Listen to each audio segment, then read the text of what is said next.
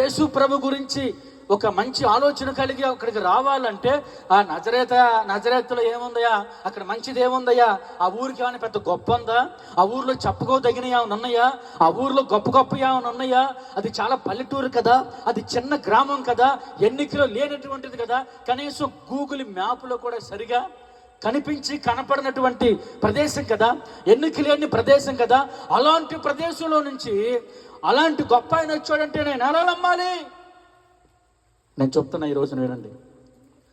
పల్లెటూరులో నుంచి ప్రముఖులను నా దేవుడు లేవనెత్తబోతున్నాడు. హల్లెలూయా.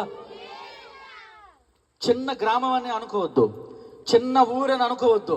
నీ గ్రామంలో బలమైన సాక్షిగా దేవుడి కొరకు నువ్వు వాడబోతున్నావు.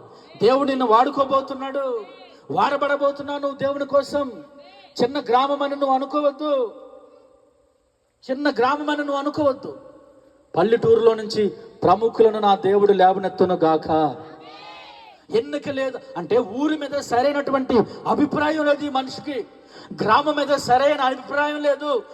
ఏకాటికి కొంతమందిని చూడండి ఏమంటూ ఉంటారంటే, మా ఊరు మంచిది కాదు, మా వీధి మంచిది కాదు, మా బజార్ మంచిది కాదు, అది మంచిది కాదు, ఇది మంచిది కాదు, ఇది మంచిది కాదు, అది మంచిది కాదు, వాళ్ళు మంచోళ్ళు కాదు అనుకుంటారు. అసలు ఎంతకు నువ్వు మంచోడువేనా? అసలు నువ్వు ఇంతకు మంచిదానివేనా? మంచితనం అనేది నీలో ఉండాలి కానీ ఊరు బజారు కాదు. ఏ కాటికి మా ఊరు మంచిది కాదండి, ఏమంటే ఎప్పటికి మా బజార్ మంచిది కాదండి. ఇలాంటి మనుషులను చాలా మందిని చూస్తున్నాం. ఊరు సంగతి తర్వాత, బజారు సంగతి తర్వాత, అసలు నువ్వు మంచి వ్యక్తి అయితే నీ ఊరంతా నీకు మంచిగా కనపడుద్ది. దేవునికి స్తోత్రం చెప్పండి. హల్లెలూయా. నువ్వు సరైన వ్యక్తి అయితే నీ వీధంతా సరిగా నీకు కనిపించింది. ఇక్కడ గమనించండి, ఊరిని బట్టి మనుషులను అంచనా వేసే మనస్తత్వం అన్నమాట. అది గొప్ప ఊరు కాదు కదా, అక్కడ నుంచి క్రీస్తు వస్తాడా, అక్కడ నుంచి మెస్సీ వస్తాడా, అక్కడ నుంచి లోకరక్షకుడు వస్తాడా, అక్కడ అద్భుతాలు జరుగుతున్నాయా, అక్కడ ఆశ్చర్యాలు జరుగుతున్నాయా, అబ్బో ఇంత పెద్ద పెద్ద గ్రామాల్లో పెద్ద పెద్ద చోట్లలో ఆ నయమాన్ అన్నాడు చూడండి, నయమాన్ అనేటువంటి వ్యక్తి ఉన్నాడు చూడండి.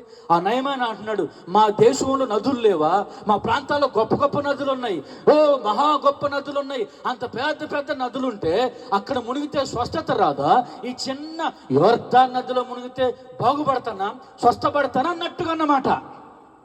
ఈరోజు ఇప్పుడు మనుషులకి ఎలా ఉంటుందని మనం ఆలోచన చేస్తే వాళ్ళకి ఏదైనా ఒక గొప్పది కనపడాలి, ఒక గొప్ప కనపడాలి, ఏదైనా ఒక గొప్పది కనపడాలి, ఏదైనా ఒక లేకపోతే ఏదో ఒక విచిత్రం కనిపించాలి, లేకపోతే విస్తారమైన జనం